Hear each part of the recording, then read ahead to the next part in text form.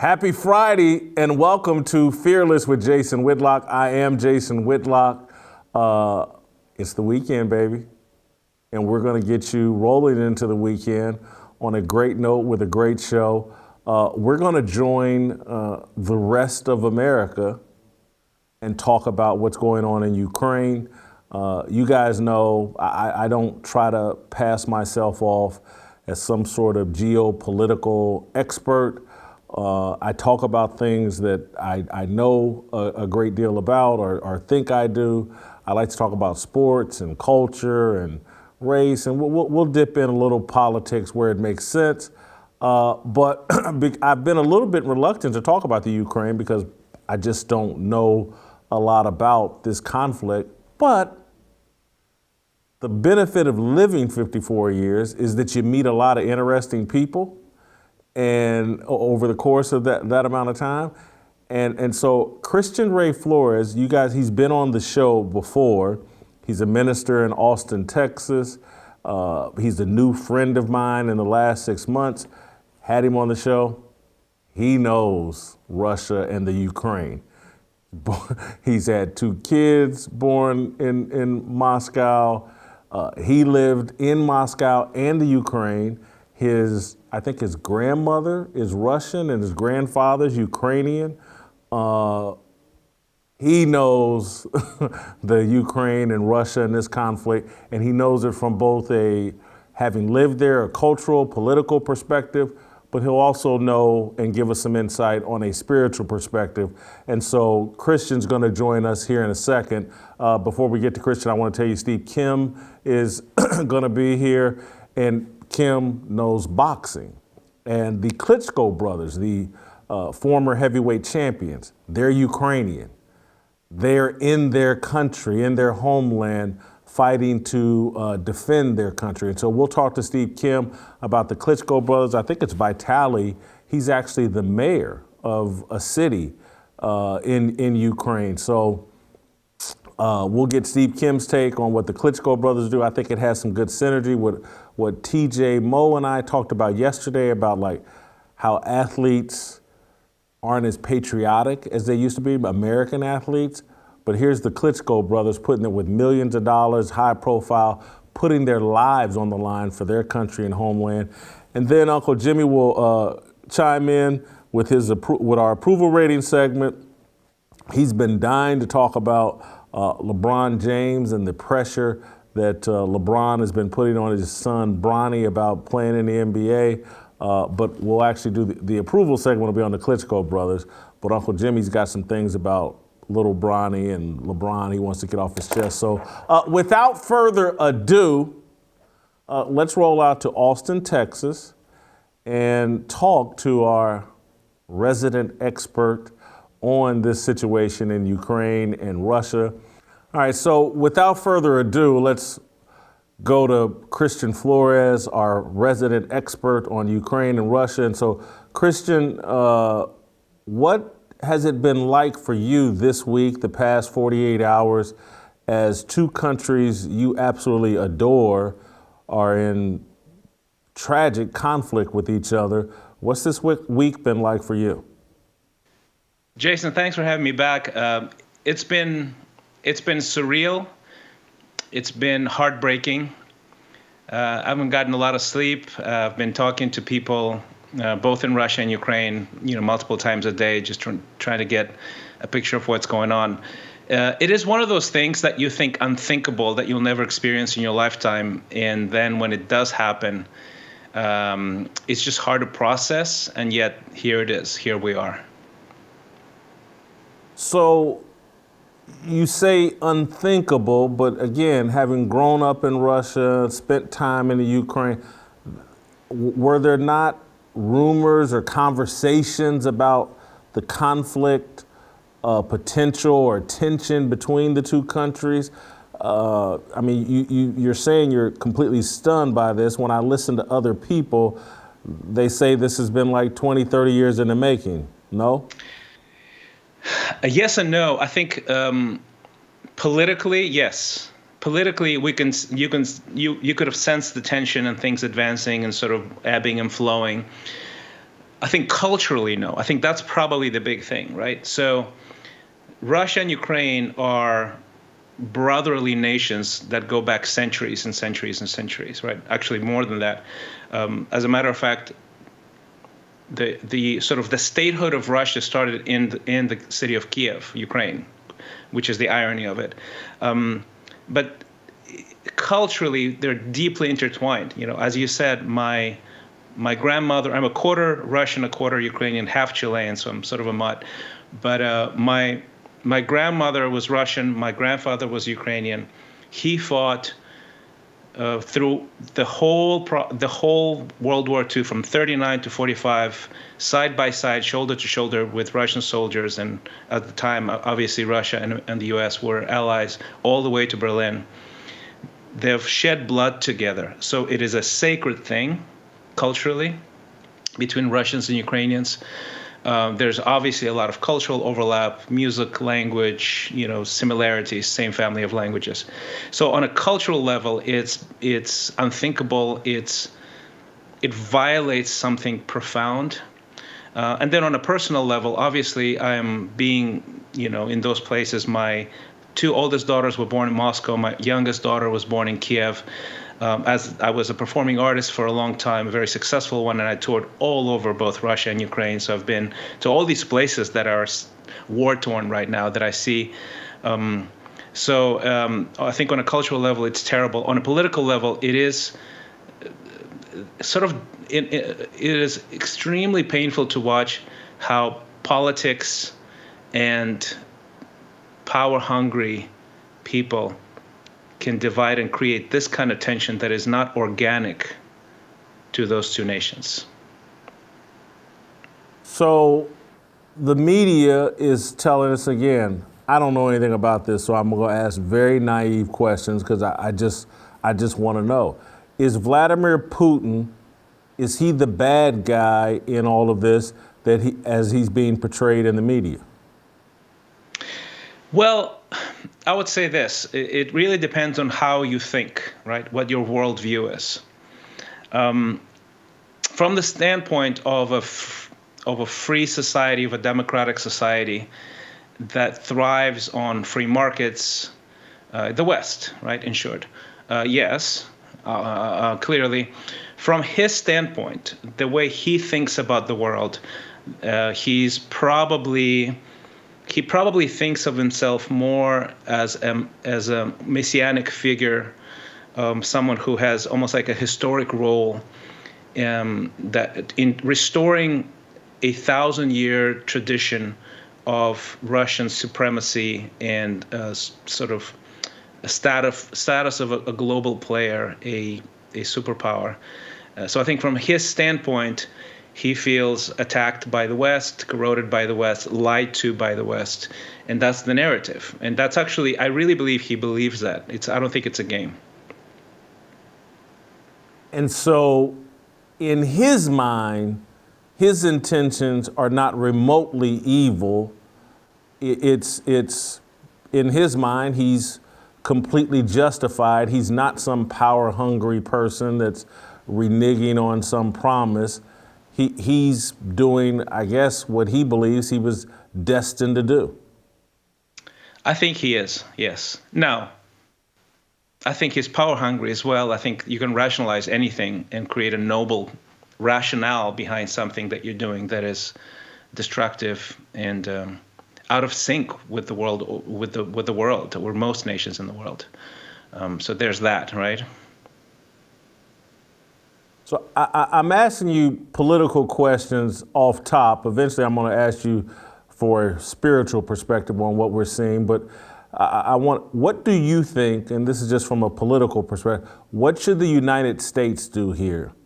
Is sanctions going to be enough? Is this crime so horrific that we should risk American lives and send troops into the area? What should America's response be? Well, I'm not a political analyst, and I'm apolitical, mostly apolitical, right? I think when it comes to the extremes, I can probably have and voice some opinions, but I would say that I would say that this is a clash of ideologies. That's what it is. And each side, if you believe in the ideology of what, the narrative that Putin has been actually, quite frankly, very transparently preaching for years and years and years. Like, nothing of what he's doing is out of sync with what he's been saying. I think there's such a clash of ideologies, such a disbelief in what he's saying and thinking, that many of us in the West look at it and go, you can't really mean that, right?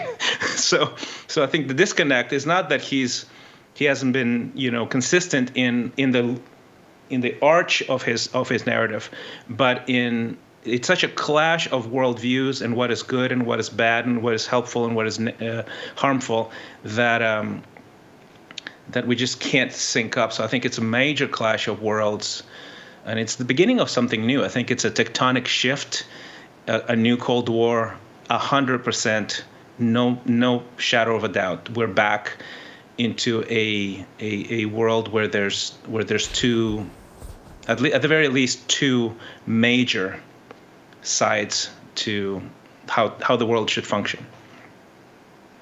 Okay, a titanic shift. That leads me to the spiritual aspect of this.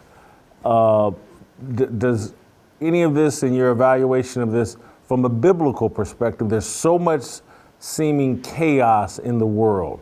So many things are changing overnight. American culture has changed overnight. China has ascended to a place of, seeming supremacy and influence, particularly here in America, but across the globe. It seems like that's happened overnight. So when you look at, and you say you feel like this is the beginning of something, I could see someone from a biblical perspective like, woo, this is the beginning of the end. I don't want to over dramatize this, but are we looking at a potential another world war? Or just from a biblical perspective, how would you evaluate what's going on in the world, particularly as it relates to Ukraine and Russia? Well, I think from a spiritual perspective, and I think that is probably the one thing that gives someone who is, a believer in Jesus and the Bible and the kingdom of God, hope, is that none of this is a surprise at all. Bottom line is there is a spiritual battle going on, has been going on since the beginning of time, and it will not stop. It will ebb and flow and sort of flare up and calm down depending on where you are geographically. If you're sort of America-centric, you'll see it from that perspective. But evil is alive and well, has always been. And let's say if you have experienced a decade of relative peace and prosperity in America, just ask someone in Somalia or Ethiopia or Vietnam, how was your decade? And they might have been in the thick of it for that decade where we, living in the United States, haven't experienced it. So it ebbs and flows. Is a spiritual battle. It is a dramatic, epic battle, I believe. And I think the key thing is to not paint nations with one brush. I think the battle is within the battle between evil and good. The boundary runs through the heart of every man and every woman. And then collectively we choose. We make choices, right? Individual choices, group choices. Who do we support? How do we think? How do we vote? How do we engage in something like this? And I think there are plenty of people in Russia who are opposed to the war. We've seen, videos of thousands and thousands of people in St. Petersburg protesting the war. I was a prominent artist in Russia for over a decade, and many of my colleagues are protesting the war. And in a climate where you have to pick sides, that's the climate. Many of my colleagues, I know that this can cost them their career, and they're taking a stand for peace. Poets, directors, musicians, entertainers, ballet dancers are taking a stand. People are taking a stand. Even people, it's not a homogenous group. I am friends with, I know two people in the Russian parliament, and one of them, personally, and one of them stuck to it and is now in the sanctioned list, and the other one actually diverted from it months ago, and it just it doesn't agree with the party line, let's put it that way. So even within the Russian parliament, the top levels of power, I don't think people think the same thoughts. People are not robots. They make their moral choices.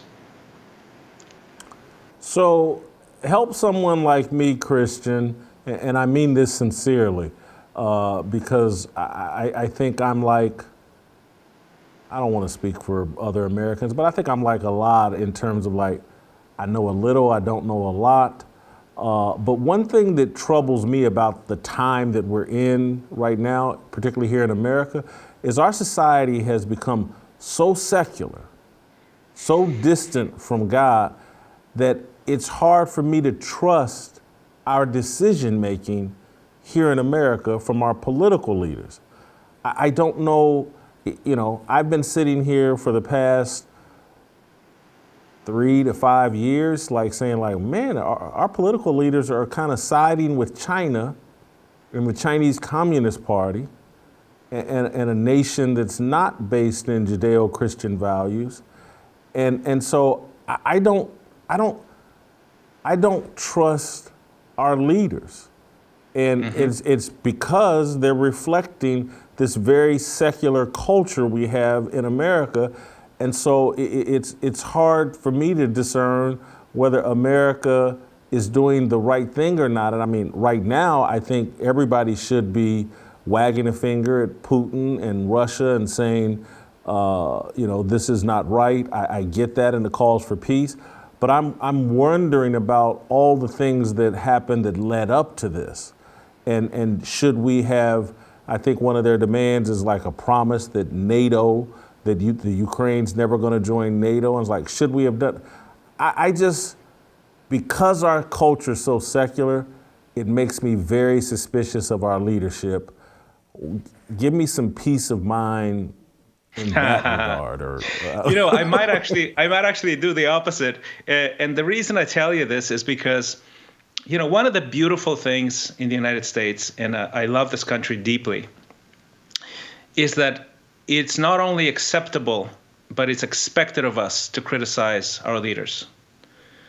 And that is the beauty of being an American, without expecting massive persecutions, threat to your life and career, things like that. And I think we should be suspicious of our leaders always, and that's a healthy thing, because we're the ones who vote for them. We are the ones who pay their salary. They work for us, not the other way around. And many other countries in the world just don't have that luxury of being able to say that, and for that to be a reality, a cultural reality in a country. So the messiness that we experience in America is a beautiful mess, because we can debate, we can clash, we can disagree with each other profoundly, and yet ultimately that's a healthy thing. When it comes to the course of action of our leaders in this particular thing, honestly, I have some opinions, but it's an uneducated opinion of someone who's not a professional political analyst. But my sense is that, yes, there were some missteps in post the collapse of the Soviet Union, which, by the way, I got a master's degree in economics studying Marxism and communist economics. And then halfway through my studies in Moscow, my professor started teaching me free market economics, and I graduated with my degree in 1991, which is the very year where Russia collapses. So I was a witness to the whole thing. And what happened, I think, in that moment, there was an opportunity where I think the U.S. could have embraced the nascent free country of Russia and invested and almost like what we did with Germany, right, after World War II. And that didn't really happen. What did happen is they were sort of treated as, as the defeated, which is true. They were defeated, and that's a good thing, in my opinion. And yet, what could have happened is this embrace, investment, integration, and that didn't happen. I think part of the sentiment that some people in the government in Russia are feeling is that they were abandoned, they were cheated, that things changed around and things like that. I think it's partially true. Like if you track the progress of things, that's also partially true, but it's not entirely true. That's the thing. So it's a mixed bag. And from a spiritual perspective, I don't think the government is the answer. The government is never the answer, right? We shouldn't trust the government anyway. So yes, there's probably a higher level of corruption, evil, darkness that emanates from Russia right now, and I really think it is. But no one is immune, and power corrupts, and absolute power corrupts absolutely. So in the U.S. historically, we don't have absolute power, and thank God for that, right? But we do have power, and powerful people get corrupted by power. And we've seen this over the years, how the U.S. Foreign policy has been just, disrespectful of countries, of people, of choices, and meddled. I was a result of that. Part of my family is in Chile, right? So my dad's Chilean. I was 5 years old when in 1973 the American government intervened and actually helped depose a democratically elected president in Chile, and actually backed a dictator who was just pro-American. And I was a refugee as a result of that. My dad was in the concentration camp, and that was a direct sort of a direct intervention from the United States government. Now, ideologically, you can rationalize everything. Once again, right? We're coming back to that thing. You can rationalize, okay, they were fighting against the advance of communism, Marxism in the Western Hemisphere. It was worth it. Well, to us on the ground, it didn't feel worth it. A lot of people suffered, including my family. Well, I read the blog post you put out today, and I know that you've been talking, engaging with, hearing from people that are suffering in the Ukraine right now. And so, as Americans, what can we do to help? You can pray, you can speak up for peace, and you can help financially. There's going to be a humanitarian crisis. I mean, that's completely inevitable. And the beautiful thing is that, as a Christian, I believe the faith in the Bible and Jesus supersedes politics. So, for example, this Saturday, we're going to have a joint interview with church leaders from Moscow, Ukraine, and the U.S. And I'll tell you something. While the war is the world is clashing and people are angry and upset and accusing each other, these men and women love each other like brothers, no matter what. And that is the future. That is the answer right there, right? We love each other as brothers. That doesn't change. We're going to be praying together, talking together, sharing stories. And we're going to, I think they're showing a slide now. This is a nonprofit that I was a co-founder of, a Send Mission Fund. So we started a Ukraine Relief Fund. And basically you can give to the Ukraine Relief Fund. We're literally daily talking to many people that are spiritual, godly people in Ukraine who are the light of the world. They're on the ground and they're assessing, helping, shaping, helping people, right? So there's going to be tons of needs, and we're going to be getting help to them as soon as possible, directly to the victims of war in the next weeks and probably months. That's sort of my assumption. Well, Christian, I appreciate you taking the time and educating me and our audience. Seems like we'll be circling back to you. I don't know anybody else who has these type of ties to the Ukraine and Russia. And so I may be bugging you a little in the near future again. Oh, thank you so much for having me. And everyone, if you want to keep I'll be posting updates from the ground. If you go to christianrayflores.com, you'll see some of those updates, that post that Jason was referring to, and also a link to the Ukraine Relief Fund. Any help helps, and we're just all in trying to be a light to the world there. All right, thank you, Christian. Let me tell you guys about my good friends at Good Ranchers. America has a meat problem because almost everything in grocery stores is sourced or processed in foreign countries. But our friends over at Good Ranchers are here to solve our meat problem. They only sell 100% American meat sourced from local American farms. They sell beef that's USDA, prime, and upper choice, chicken that's better than organic, and premium seafood. With Good Ranchers, you'll get steakhouse quality food delivered right to you in the comfort of your own home. Head on over to goodranchers.com/fearless today to have a delicious American meals on your table. Order now with the code FEARLESS to get $25 off your box. Now is the time to support American farms and ranchers. They're hurting and you're hungry. Solve both of those problems with a box of American meat. Go to goodranchers.com/fearless. Good Ranchers, American meat delivered. You guys know it. I say it virtually every time I talk about Good Ranchers. You need to support them because they support you and your values and your way of life. We need to support the businesses that are supporting us. Goodranchers.com/fearless. Use the promo code fearless at checkout. All right, Steve Kim, the Korean co-sell. Next.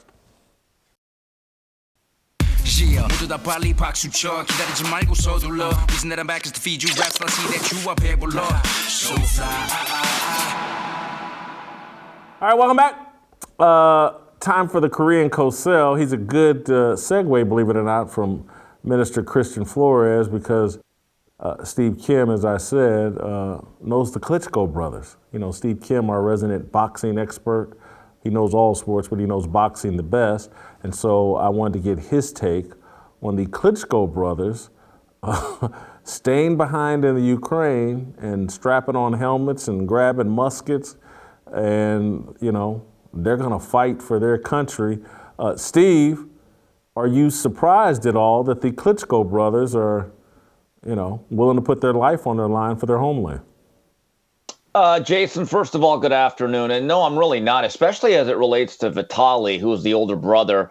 He has been active in politics. He's been the mayor of Kyiv for several years now. So when you are a man that has been elected or has a position like that, there is at least a duty to stay behind and do your part. Now, before we start calling him General Schwarzkopf, maybe these are just some well-timed photo ops. I have to tell you, I give him a lot of credit because he seems like a very sincere individual.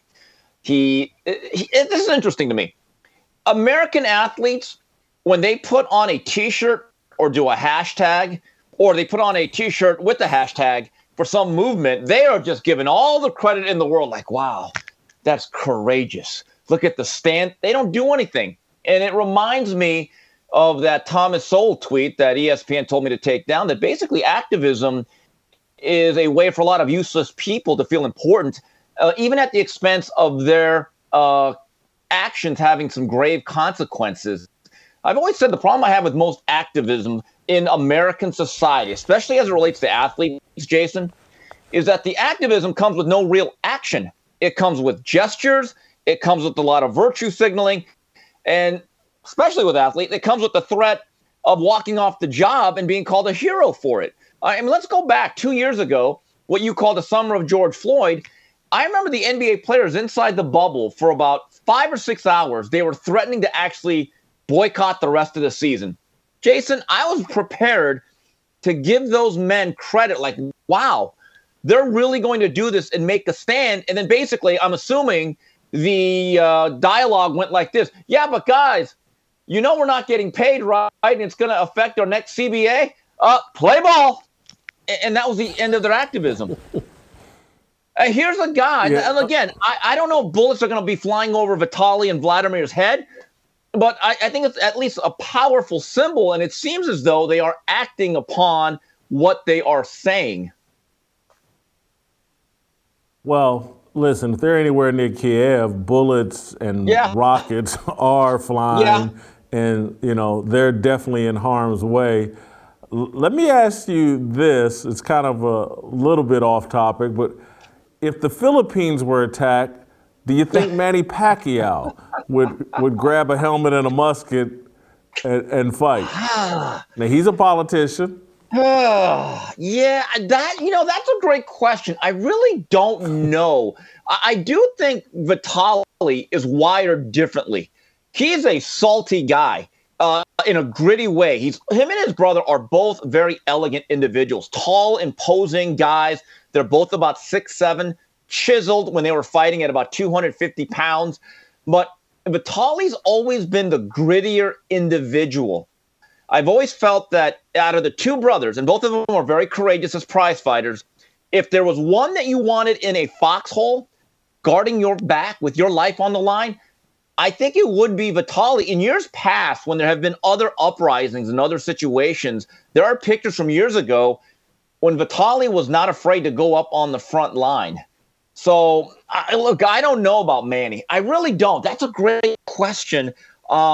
But I do know this. The Klitschko brothers, in my view, based on what I know about them, my dealings with them, which have been, relatively minor, they're very, very sincere. Just for my own edification and some of the audience, give us your view on how good a heavyweight fighters were the Klitschko brothers. Obviously, they're not on the same level as Ali or Tyson, but they did hold belts, and how good were they? All right, from a pure boxing perspective, they each make an argument for being the best heavyweight of the 21st century. In terms of the overall historical perspective, they're probably within the top 10 to 20. Here's the thing that they have going for both of them. Wladimir and Vitali both racked up a lot of title defenses. Now, the argument will be they didn't fight anybody, folks. Joe Louis fought a thing called the Bum of the Month Club. Vitali and Wladimir, for the most part, fought a Bum of the every third or fourth month club. But here was the curse that they had. When they were both active fighters, okay, and Wladimir fought a lot longer than Vitali did. Vitali retired about a decade ago because of a bum knee. He was still the WBC champion. The problem was, number one heavyweight was a Klitschko, Wladimir Vitali. Number two was either Wladimir or Vitali. It was unprecedented that two brothers were so dominant within one weight class. So unless you're asking them to be Cain and Abel, they were never going to fight. And I'm not so sure either of them had that defining historical moment that makes them an all-time great. But if you look at the longevity and the number of defenses, also the evolution of athletes, these guys were 6'7", had the wingspan of a 747. They weren't always exciting, but I do think Vitali was a little bit more of a grittier, tougher infighter.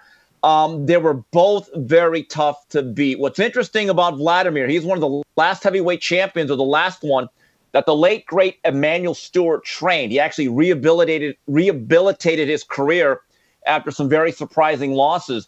And he said, the thing that is frustrating to me, Steve, is that he likes to play chess. And that shows up in the boxing ring. Goes, Kronk fighting, we're all about a violent game of checkers. Very strategic, tactical fighter Wladimir was.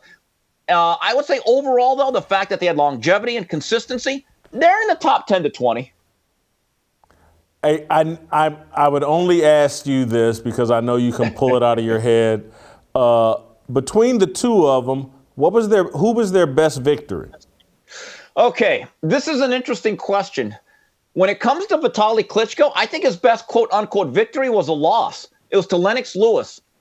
Kirk Johnson, I think it was in 2004, was scheduled to fight Lennox about 10 minutes from here at the Staples Center. Kirk came up with an injury. Vitali Klitschko was then put into his place. On a week-and-a-half notice, he had an unbelievable heavyweight scrap at the Staples Center, and Lennox said after that, I'm done. I actually think that's his best performance. As it relates to Wladimir, I'll be honest, I don't know if there's a great heavyweight victory. I actually believe, and again, it's one thing to win, one thing to lose. Vladimir's last fight, which took place in 2017, was perhaps the best heavyweight fight prior to Fury Wilder 3. It was against a young, undefeated Anthony Joshua. Both guys hit the canvas, and eventually Anthony Joshua overwhelmed Wladimir with his activity, stopped him in the 11th round in what was the 2017 Fight of the Year.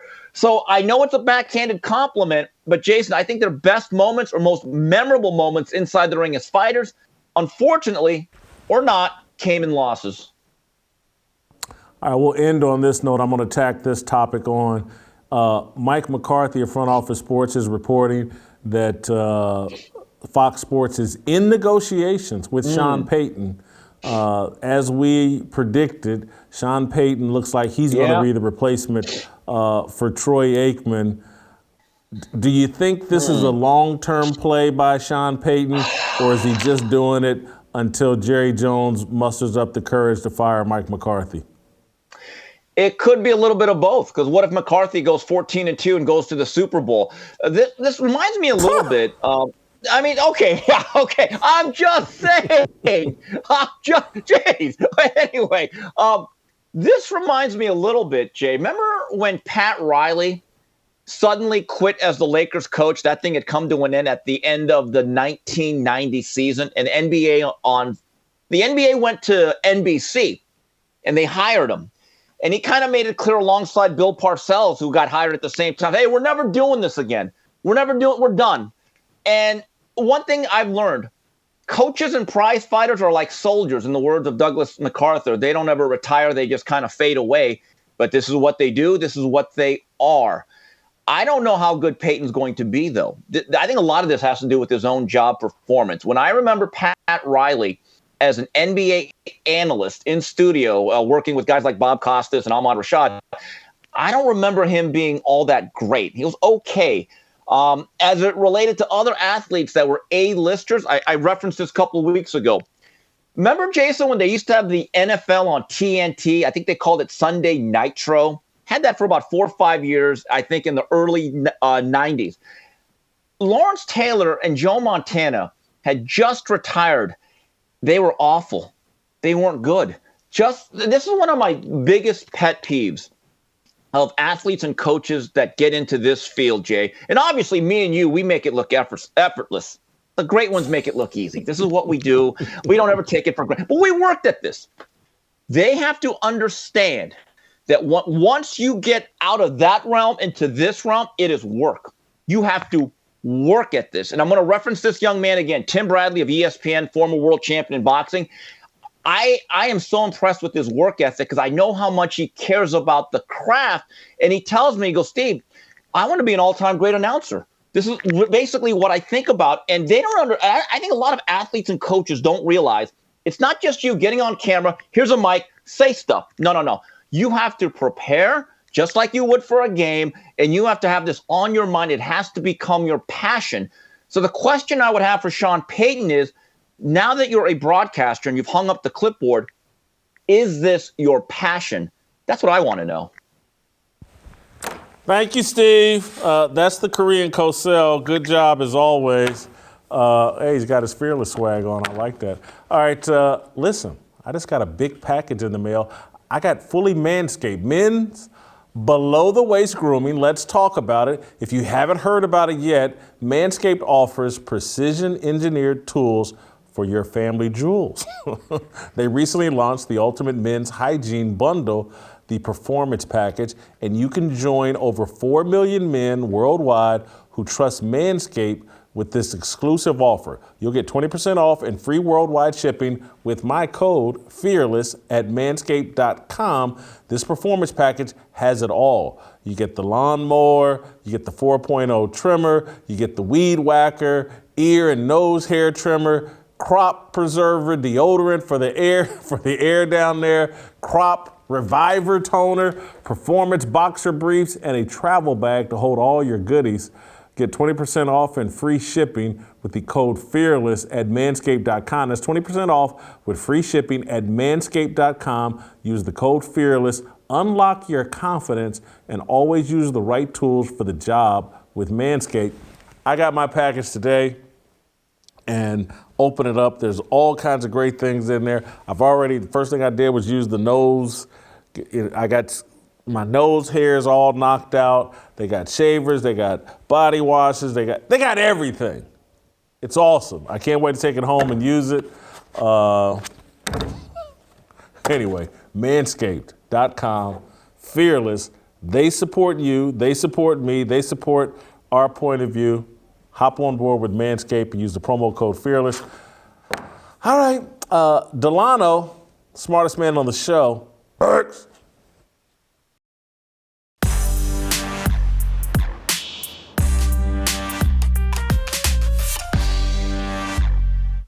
All right, welcome back. Time for the smartest man on the show. We call him Professor D, Professor Delano. He's not really a professor.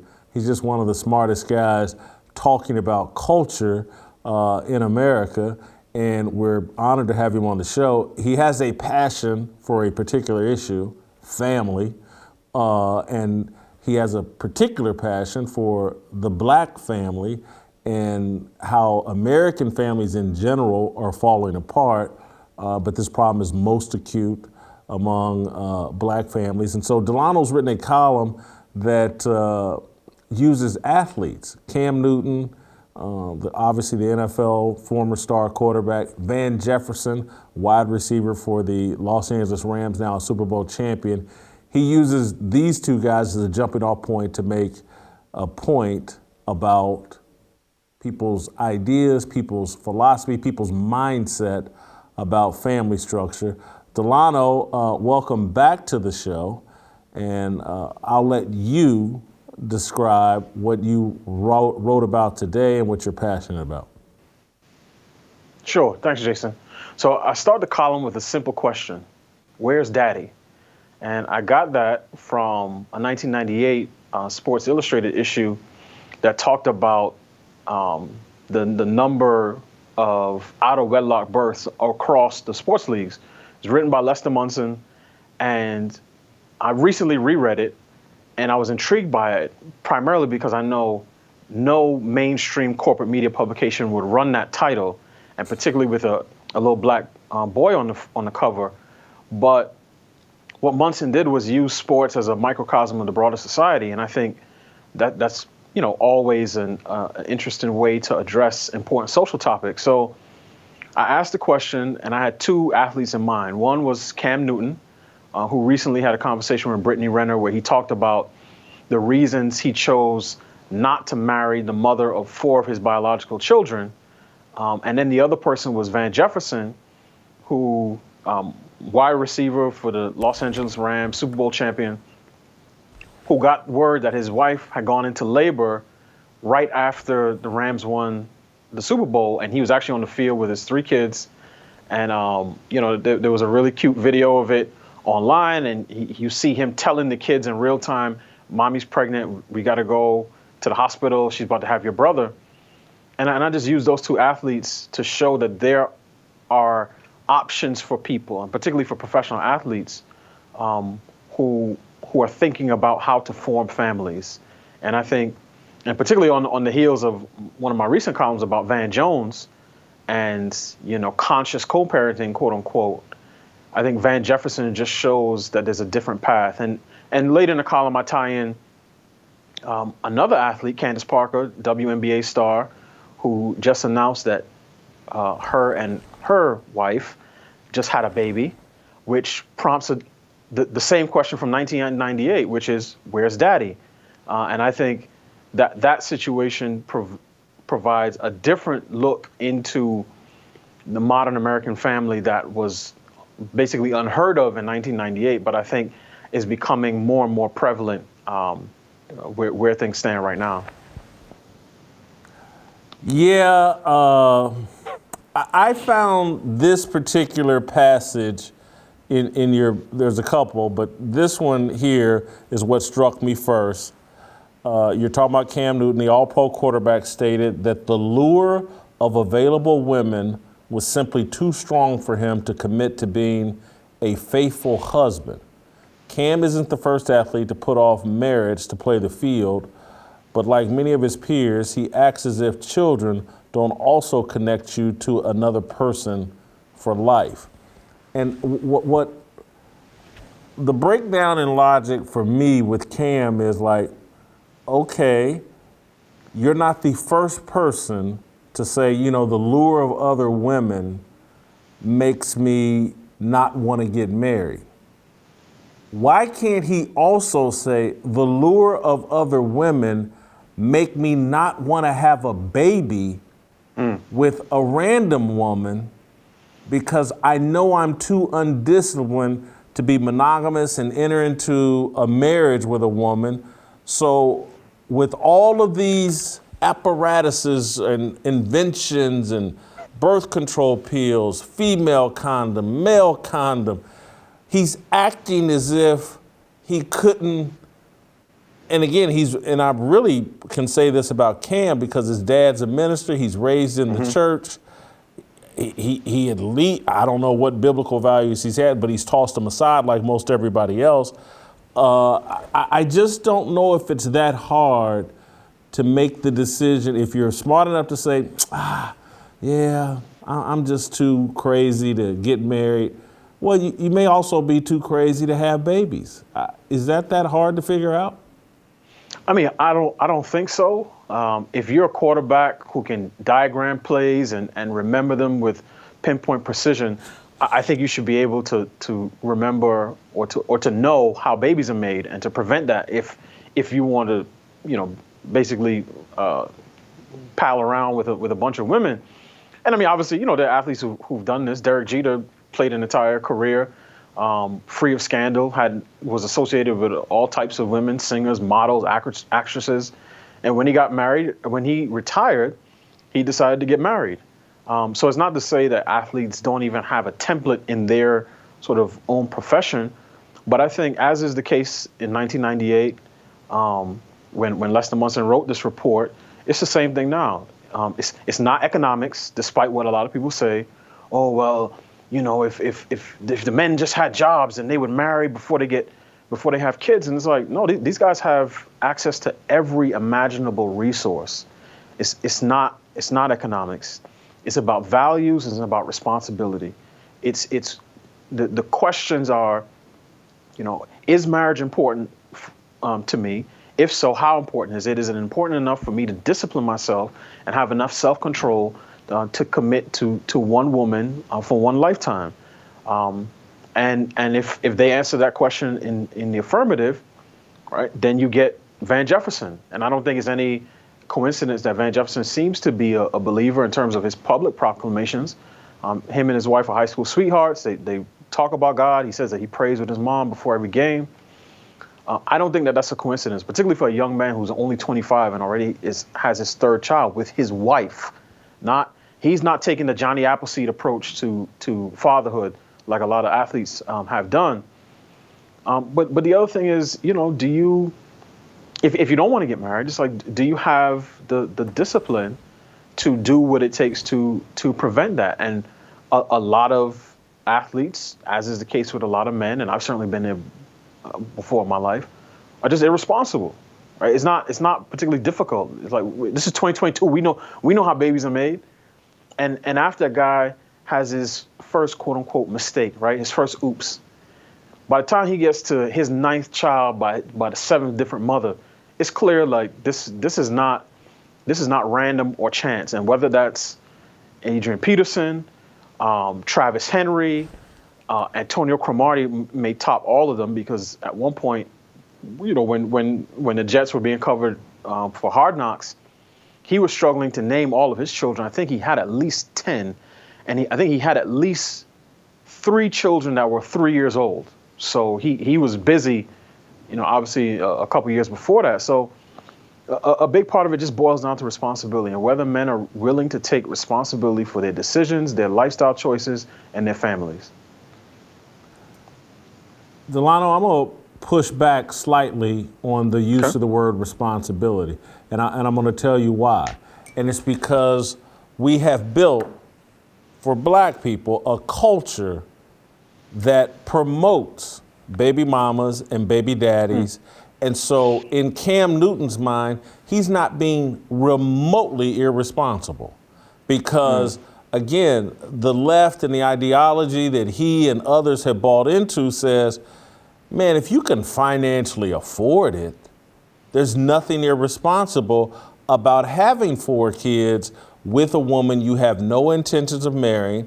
I believe he has at least one, maybe other kids beyond this one woman. And it's like, well, as long as you can afford it, as long as they have diapers and baby food and a house over their head, they're not even, the responsibility is not crossing their minds. We've built a culture that this is acceptable. And the only irresponsible thing is not having enough money. And I want to go, you mentioned Van Jefferson, and it's great juxtaposition. I'm going to juxtapose Cam Newton with another superstar NFL player, Aaron Rodgers. It appears, based on his dating history and a couple of different women I think he's been engaged to or whatever, he finds the allure of women hard to resist. Somehow, he keeps managing not to have kids with them, as far as we know. It's just amazing that he actually either knows condoms, birth control pills, or the women know their cycle well enough, but he somehow is pulling it off. I mean, he's been jumping from brunette to brunette to brunette, just broke off an engagement with one, and some magically he hasn't had a kid with one of them as far as we know. He certainly hasn't had 4. And so that's where I have to just say, this is a culture thing, and we've built a culture that has been imposed on us, and we've helped build that responsibility is not even a topic. This whole world is about what you're owed and what you're entitled to and what oppression did you allegedly face. And if you have money, there are virtually no rules that apply to you. I mean, I think you make a great point. I do think part of it is culture. And when I say that, I mean specifically a set of norms, values, behaviors that people in a particular context accept as normal. And even though there are a number of black professional athletes in the NBA and the NFL who are married with children, who have perfectly, solid and stable, at least from the outside looking in, perfectly normal, committed family lives, there are also a pretty large number who have kids outside of marriage, and fewer now that I think of some of the athletes that I have in mind that have, like multiple kids. Again, Adrian Peterson is part of the older guard. Cromartie, again, you're talking about guys in their 30s and 40s. But it's not a surprise to me at all, Jason, when I see, like, for instance, when Saquon Barkley came into the league, and I think he had a baby right before he got drafted. I didn't even have to look it up. I just played the odds, and I figured there's probably at least an 85% chance that he's not married to the mother of his child. Now, on the flip side, somebody like Trevor Lawrence, #1 draft pick. Now, it wasn't announced that he was having a child, but when I heard that he was getting married, again, almost around the time that he was getting drafted, if he's a committed Christian and so is his wife, that sounded about normal to me. So to your point, I do think that part of this is about what has been expected and what has been accepted. And particularly in the black community, there is no longer any type of social stigma, spoken or unspoken, implied or explicit, around people having children outside of marriage. And it's to the point, and I think you hit the nail on the head, part of this is because we have, we've sort of detached, marriage and child rearing. And I think, to your point, part of this is the influence of an ideology that says basically men are just a paycheck. So if a man is fulfilling his basic financial duties to his children, then he's doing more than most. And what we miss is the emotional investment, the guidance, the discipline that fathers bring to their children. And what we also miss, and this is where people like Candace Parker come in, is that there's also something that men bring to women and vice versa. So our detachment of marriage and child rearing doesn't just have an effect on children. It also has an effect on male-female relationships. And I think that's why I'm not for sort of disembodied fatherhood where it's just, he's an involved dad. Okay. But I believe husbandhood should come before fatherhood. And that order is an order that many of us sort of grew up, knowing, like the kids knew it intuitively. First comes love, then comes marriage, then comes baby and a baby carriage. But now the younger generations have, it's like, Cam and Kia staring at their screens, TEXTING. First comes sex, then comes baby, then comes marriage, but that's a big maybe. And that's where the broader society is right now in terms of what's normal in terms of forming a family. Delano,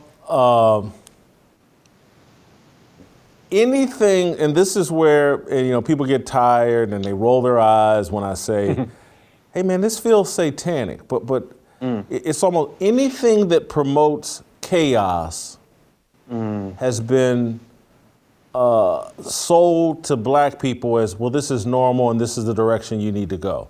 And I'm thinking of the recent Essence magazine cover where they have the two lesbians caressing and whatever, and it's like this is the new family structure, or the preferred, I don't want to call it new, the preferred family structure for black people. It's never black man and black woman. It's never just man and woman, because I would take race out of it. I just, it's this. And so it's like, and I connect that cover to like the promotion of Lizzo and her obesity as healthy. And so it's like anything that leads us to chaos and dysfunction is promoted by, because again, Essence magazine is basically the cosmopolitan magazine for black women. Right. And this is what's on the cover. This is what's being promoted. And so I look at what's going on in the family structure wise, and how we've normalized just a paycheck, and it feels like this is an intentional thing to put us in a certain lane that doesn't lead to procreation, and it also doesn't lead to, when you do create, the proper development of those young people that you do create. And I believe one of God's harshest judgments when we pass is going to be, how did we handle the things that we created? And children are the one thing we can create. And then I'll just add this other extra layer of, we spend so much time talking about these scars that white people and their behavior, their use of words have left on us. And oh my God, and we almost, I mean, it's like, well, hold on, man. If you have a young person and you're not willing to commit to his mother or commit to his father, and he's going to school, and particularly because, we love to, as soon as we get some money, run out to a white neighborhood and send our kids to school with white kids who, when it's daddy-daughter dance, all the daddies are showing up. And our kids are, oh, well, this is Uncle so-and-so taking you to the daddy-daughter. But these scars of abandonment that we're doing in real time to kids, but all we want to talk about is, oh, the Tulsa massacre, the scars from Black Wall Street getting turned down, and the scars from Kunta Kinte getting whipped in Roots. We want to talk about that long ago stuff and do virtually no talking about, because I've seen this in my own family with kids that I love and tried to stand in the gap for their fathers. That leaves real scars, man, real scars.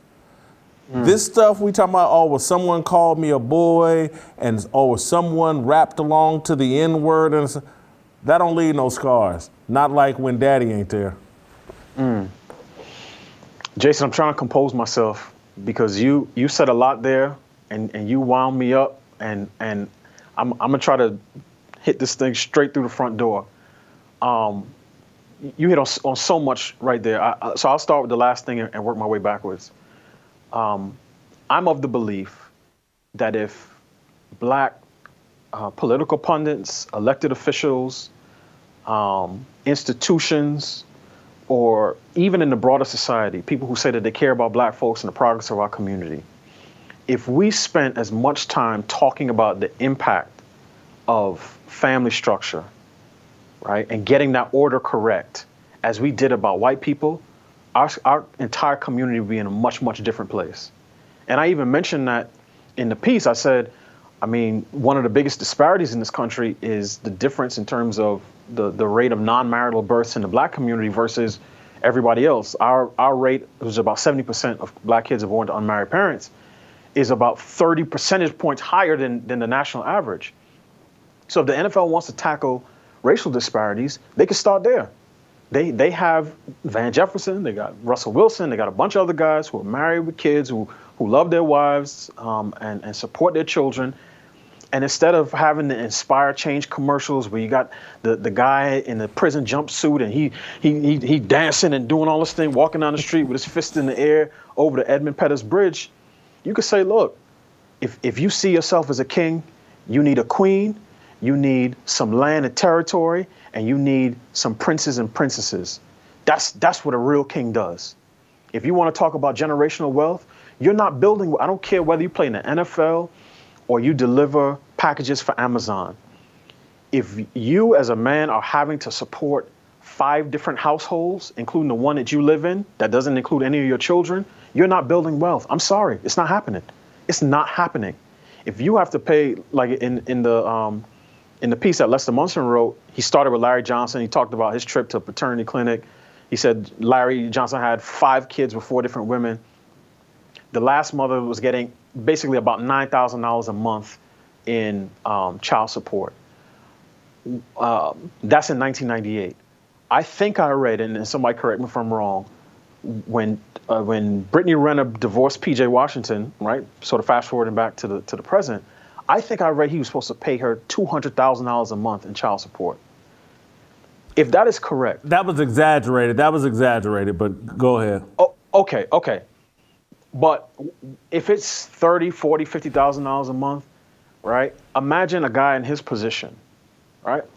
An okay player, not a superstar, but who's having to do that across 4 or 5 different households. I mean, what are you going to build? And how are you going to pour into your children just as a father, right? The one thing they're not making more of is time. You can't split yourself 5 different ways. So if all 5 of your children sit up at 2 a.m. and they scream out for daddy because they're having a nightmare, at best you can attend to one of them. And if you're not with any of the mothers, all of them are going to come up empty.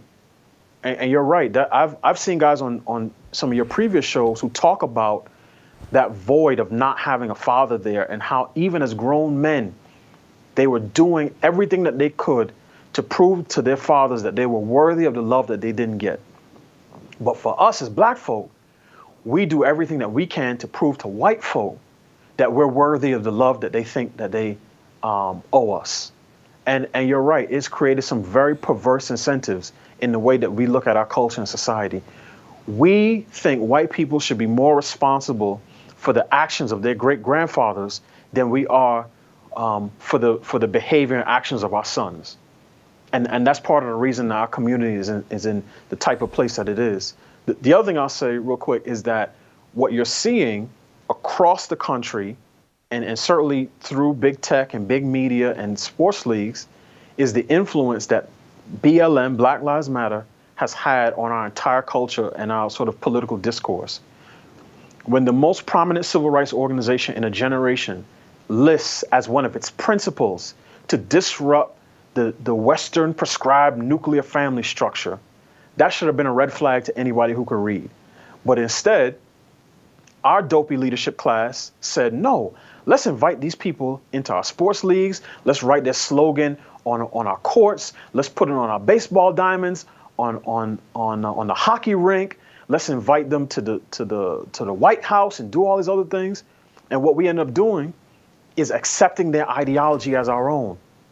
So now when people, whether through words or deeds, say, we don't really need black fathers, or fathers in general, but certainly not black fathers, right?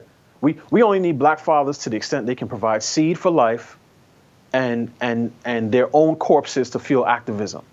Other than that, once that's done, we have no need for them. As husbands and fathers, please, we don't need that. As Brittany Cooper said, the black community does not need nuclear families to thrive. And that is the reigning ideology. And you see that from Essence to the NBA to the halls of power. And you hit on that Essence cover and the impact that media has on people. When you see it, right? When I first saw the cover, I said, oh, Niecy Nash must be with a new guy. But I said, no, that's not a guy. That's a woman who has sort of the physical presence of a man, short haircut, sort of slim build. If you look quickly, you wouldn't even know that it's a woman. And it just goes to show you, as you said, we may try to run as far from God as we want to, but ultimately, we are going to have to bow and submit to his design for this world. We didn't create the world, we're living in it. And what you see, and you see this all the time, I see this in my personal life all the time, it is very rare to see two butch women together or two extremely feminine women together. Usually somebody's playing the role. And one of them is big, or they may not be big, they may be muscular, they may wear men's clothes and have a short haircut, and then the other one plays the other role. So as much as we may try to defy or deny or reject God's design for his world, ultimately we're going to have to submit to it. I want to end on this note, another paragraph that caught my attention in your piece. You say, that's because these groups, like most Americans, think that conversations about family should focus on the desires of adults. We rarely consider what is best for children. I thought it was a powerful paragraph because it hits at this narcissistic society that we live in. We only think about what's best for us. And that's Cam Newton. When I hear him talk about it, he's talking about what's best for him, the lure of other women. He's not talking about what's best for those 4 kids and the 1, 2, or 3 other ones he's got spread out. That's not a concern. And this whole culture that we have in America right now, we don't think about the kids and what we create. We think, well, it's just going to get in the way of my happiness. And the irony is, right, sports media, if you've been watching ESPN for the last 6 months, you'll hear Stephen A. Smith get on there and lecture about Kyrie Irving, how he's a bad teammate, and Kevin Durant and James Harden should call him out for not wanting to get a vaccine. So these are people who understand the notion of self-sacrifice, right? Until it comes to this issue. And then all mouths shut and everybody is silent. So as I said, if these are folks who would talk about the impact of family and fatherlessness as much as they talk about, the duty that Kyrie Irving has to take the jab, then we may see, we may see things turn around. But you're right. A lot of this is about the desires of adults. And I think, I shared last week. Well, let me stop you one second, Delano, because you've just led me to a great point that I don't want to miss. And this, because what you're talking about, Stephen A. Smith and the whole culture, corporate media culture, they understand accountability as it relates to the vaccine and COVID and concern. Do it for other people. Wear a mask. Protect other people. Just think, if we had that same mindset, you know what? Wear a condom to protect other people. Don't create a kid. Make condoms the same as masks. And I'm in a different headspace than I was when I lived in LA and the years before, when I was clearly a different person. But I mean, I did consistently wear a condom. It is by choice that I don't have a kid. And it's because I was like, I'm too irresponsible. And you know, a lot of the women I'm messing with, they too irresponsible to have my kid. You know, someone could end up dead in this situation.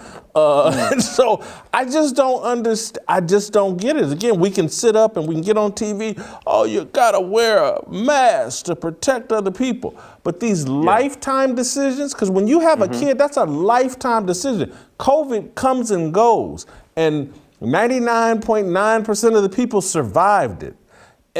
But when you have a kid, that's a lifetime decision, and we can't hold each other accountable, put any pressure on, hey, there's birth control, there's female condoms, there's male condoms, there's abstinence. There's you know,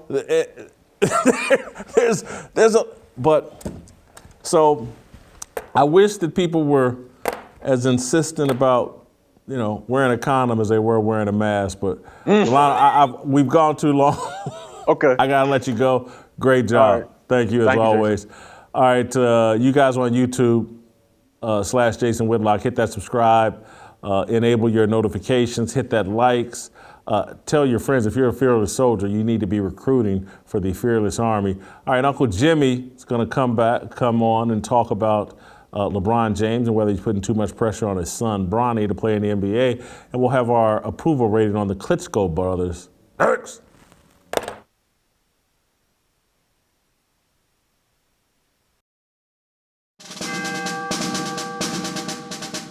We must exist in a state of man glorious, as we are protected by the red, the white, and the blue.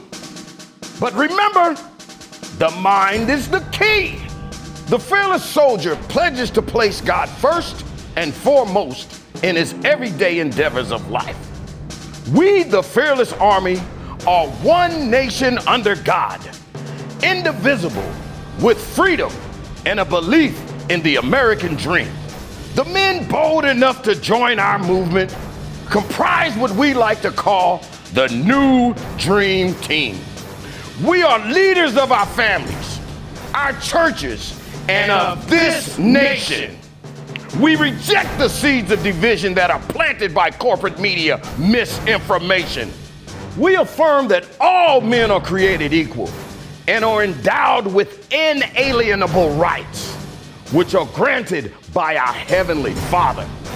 We are bound by honor to accept God's challenge, to take the flag and lead, to cherish, to protect, and to nurture the life of our unborn seed. I am a fearless soldier, so shed no tears for me. I am not a victim. I am the man that God made me to be. Amen.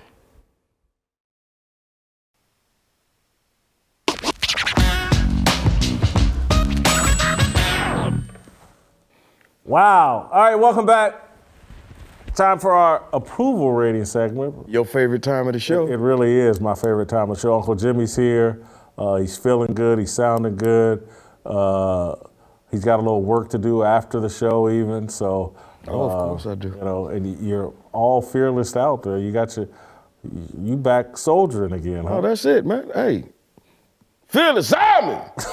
10. Hey! Let's get down to business. Yeah, I guess before we get to the approval rating on the Klitschkos, you want to talk about Bron and Bronny? You know, we started off talking about this, and I was trying to whisper this to you before we went on the air. After listening to Delano talk about where's daddy, and we talk about all these athletes who ain't out here being daddy and what they're not doing, we give LeBron a hard time, but LeBron's out here being daddy. Might be daddy dearest, but you're right. It's you're right. But he's out here being, I mean, we can't have it both ways. You know, we can either say you ain't there, or we can either say you being told. I mean, this is what we have to do. I don't know if it's a binary choice, but I hear what you're saying. Yeah, I mean, my point, I'm just simply saying is, hey, man, the man's married, the man's there, he's taking care of his kids, and he's trying to be there for his kids. I'm going to tell you something, man, the man got 3 kids. If he gets 1 kid out of them 3, he doing good. 1 kid out of them 3. If you get one good kid out of 3, you're doing good. I'm not mad at him. Let me let you in on secret, but man. Hold on. Just, I want to bear down here a little bit, because I agree with you. LeBron is involved in his kid's life. He's married to the mother of his kids. Beautiful woman. But the kid's a junior in high school. I think he's the 43rd rated high school player in his class. And LeBron is talking about him being an NBA player like it's a foregone conclusion. He's going the speak it into existence route like LeVar, but LeVar was working with at least 2 of his boys were, like top 10 rated in their class, top 5. LaMelo may have been the best guy in his class. LeVar's son is 6'3". He didn't get all of out of LeBron's. I'm sorry, LeBron's kid 6 foot. He didn't get all LeBron's size. Yeah, but was it yesterday or today? You know that kid just signed a contract with PSD Underwear for $5.1 million. That's $17 million. So if LeBron don't do nothing else, $5.1 million and that's $17 million. Translate that. He signed $5.1 million. But the kid's 17 years old. Oh, 17 years old. He's 17 years old and signed the contract already. You are aware, though, he signed that contract because of his daddy.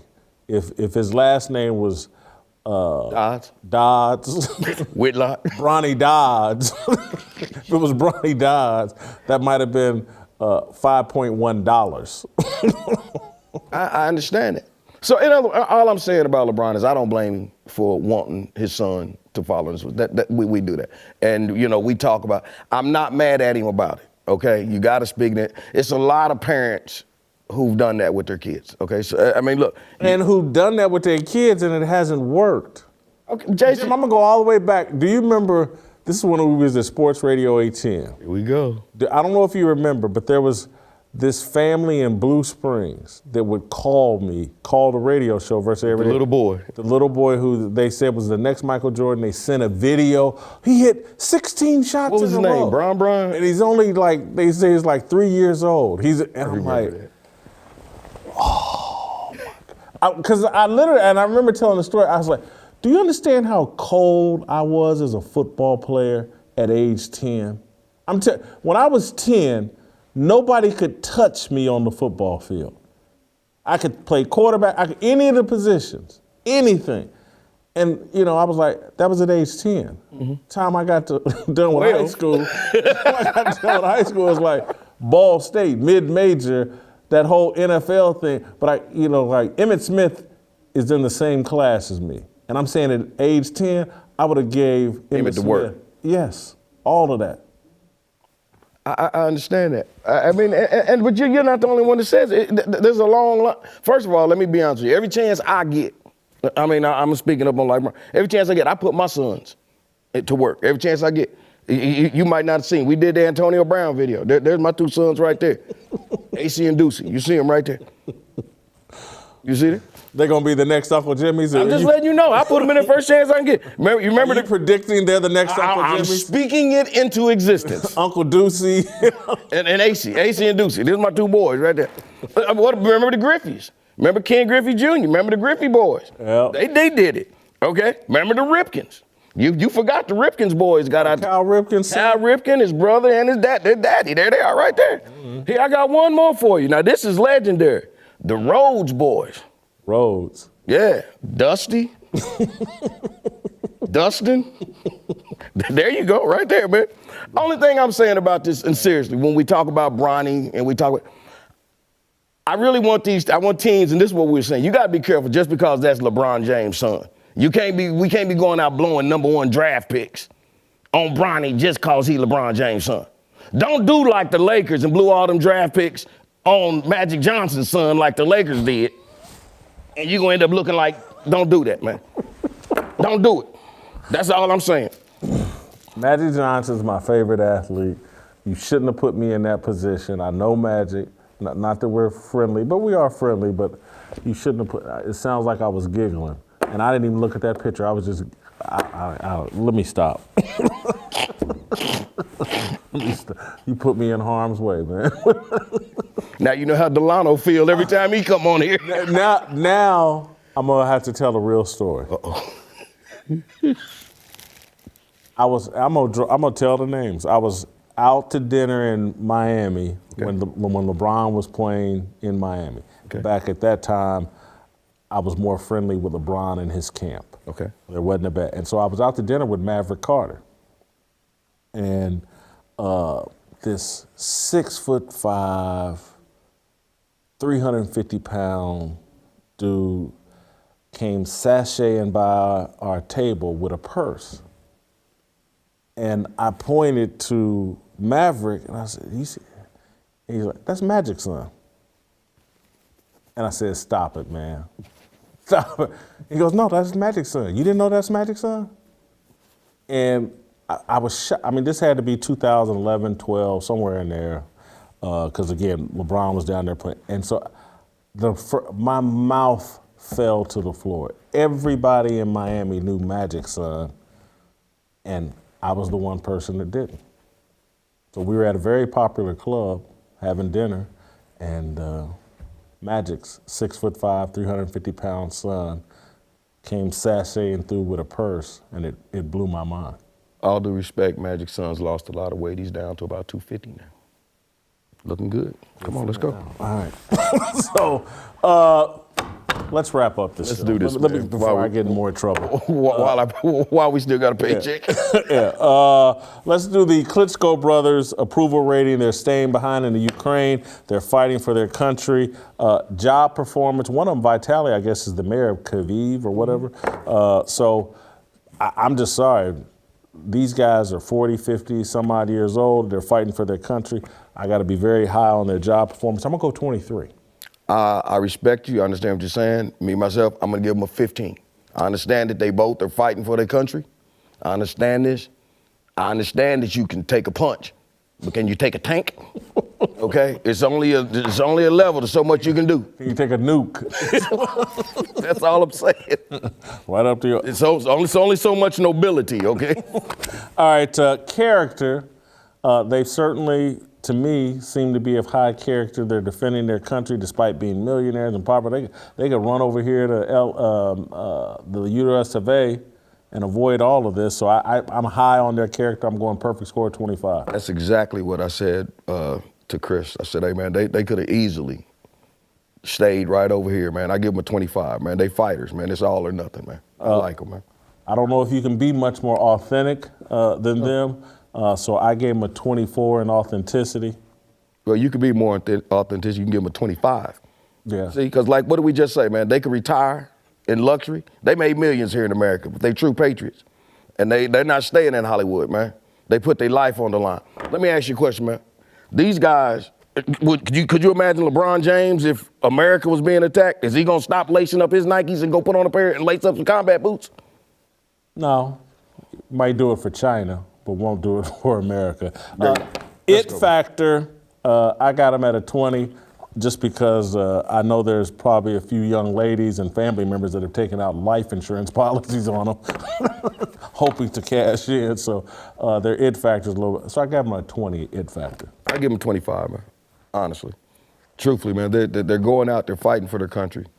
I can't ask any more of it, man. Honestly, man, we crack jokes, but when you're going out there putting your life on the line, there's no jokes to be cracked, man. You just have to tell them, hey, man, God bless you, Godspeed, and, I wish the best for you. It's a serious deal, man. All right, we both have them at blazing hot. I'm a little higher than you at 92. You got them at a 90, but you can't really do any better than blazing hot. They blazing, man. They're blazing, all right. Speaking of blazing. Tamara's blazing, man. I mean, when are you going to make things right with Tamara so she can get here? I mean, honestly, man, we're going on a year. Literally, I reached out today. How far did she run? An amazing picture of her at Wally's that just took me back, and I was like, I may have to run out to LA and just go to Wally's. Just Okay, Jason, did she send you a picture of her, or did she have a picture of truffle chicken in her hand? It was on her Instagram. It's on her Instagram. All right, I gotta go. We gotta go. We'll see you tomorrow.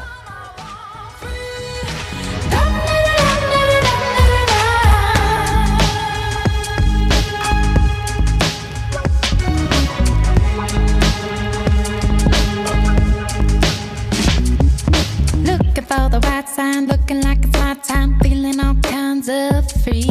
These words are our religion, our regrets and our decisions. We all wanna go to heaven with freedom. It's my obligation, no hate, discrimination. Raising up your hands for freedom. Raise up your hands for freedom. I just I wanna be. I just I wanna be. I just I wanna be. I just